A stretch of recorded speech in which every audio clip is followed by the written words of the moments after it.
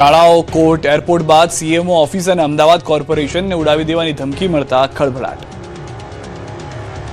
અત્યાર સુધી court, school કે પાસપોર્ટ, પોસ્ટ ઓફિસોને બોમ્બથી ઉડાવી દેવાની ધમકી મળતી હતી, પણ પ્રથમવાર ગુજરાતના મુખ્યમંત્રીની ઓફિસ અને અમદાવાદ કોર્પોરેશનને ઉડાવી દેવાની ધમકી મળતા ખળભળાટ મચી ગયો.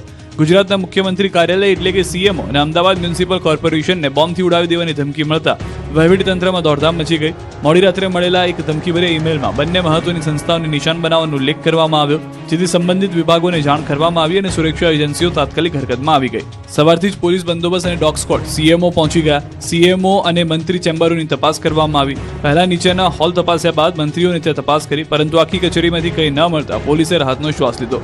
સાયબર ક્રાઇમની ટીમ દ્વારા ધમકીભર્યા ઈમેલનું ટેકનિકલ વિશ્લેષણ કરવામાં આવ્યું. બીજી તરફ ગાંધીનગર અને અમદાવાદમાં મહત્વની સરકારી કચેરીઓની સુરક્ષા વ્યવસ્થા પણ વધારી દેવામાં આવી.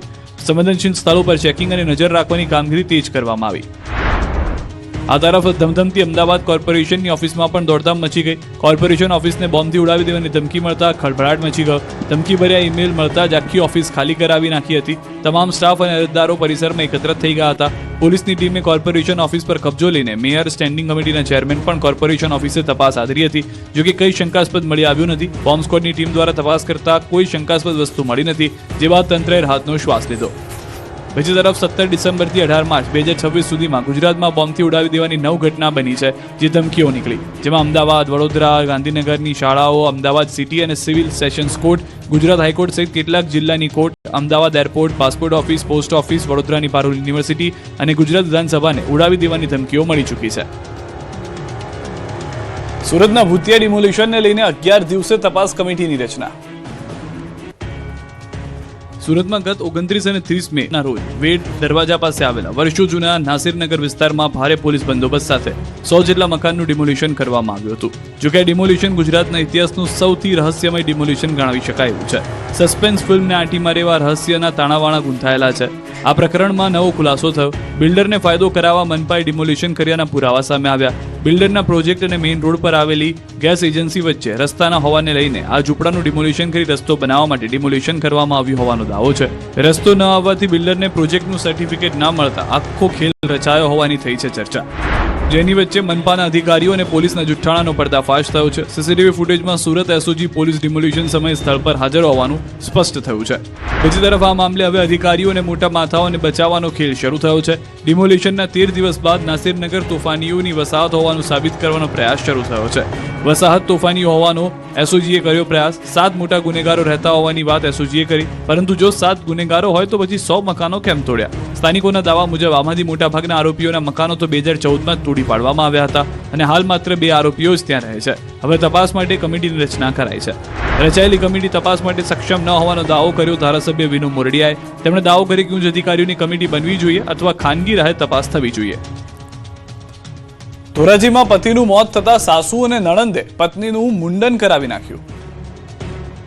એના જમાનામાં 21મી સદીમાં રાજકોટનો અંધશ્રદ્ધાનો ચોંકાવનારો કિસ્સો સામે આવ્યો છે. રાજકોટના ધોરાજીમાં અંધશ્રદ્ધાનો હચમચાવી નાખનાર ઘટના બની છે. પતિના અવસાન બાદ પત્નીનું મુંડન કરવામાં આવ્યું હોવાનો આક્ષેપ થયો છે. મૃતકની પત્નીએ આક્ષેપ કર્યો હતો કે તેમના પતિના અવસાન બાદ ત્રીજા દિવસે તેમનું મુંડન કરાવાયું. આ મુંડન કરાવવા માટે નણંદ અને સાસુએ ફરજ પાડી. મહિલાએ વિરોધ કર્યો હતો કે તેમના વિરોધે દબાવી દેવામાં આવ્યો અને તેમના પિતાને પણ ફોન ન કરવા દબાણ કરાયું. એ સમયે અને પરિસ્થિતિને લઈને એ સમયે તેઓ ચૂપ રહ્યા. એટલું જ નહીં તો ત્યાં સુધી આક્ષેપ કરી દેવામાં આવ્યા કે તેમના પતિને કેન્સર હતું. પતિને કેન્સર હોવા છતાં ભૂવામાં માનતા અને દવા અને ટ્રીટમેન્ટ પણ બંધ કરાવી દીધી હોવાનો આક્ષેપ કર્યો. વાત એટલેથી ન અટકી. પરિણીતાને અપશકુનિયાળ ગણાવી 2 માસૂમ સંતાનો સાથે કાઢી મૂકતા પિતાના ઘરે આશરો લેવાની ફરજ પડી છે.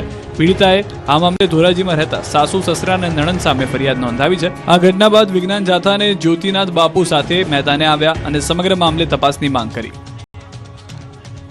પાટણની યુનિવર્સિટીમાં થયો નકલી નોટોનો વરસાદ. એબીવીપીએ વાઇસ ચાન્સેલર પર નકલી નોટો ફેંકી કર્યો હોબાળો.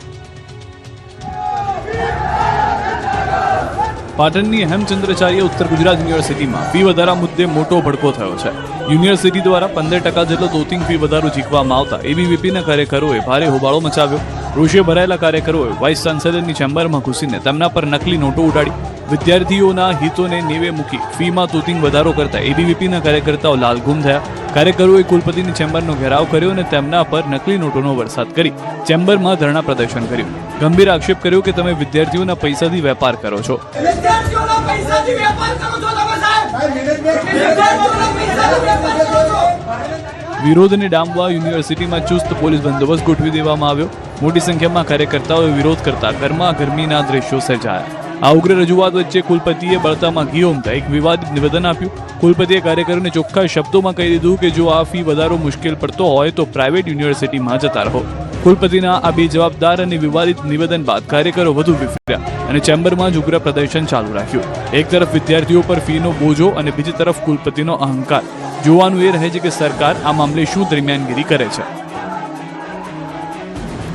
જો કે આ વિવાદનો અંત આવી ચૂક્યો છે અને 15% જે ફી વધારો હતો તે પરત કરી લેવામાં આવ્યો છે. અને સમાચાર પર નજર કરીએ. સોનગઢની શાકભાજી માર્કેટ જંગના મેદાનમાં ફેરવાય તો અમદાવાદમાં આરોપીએ પેરોલ પર છૂટી આતંક મચાવ્યો.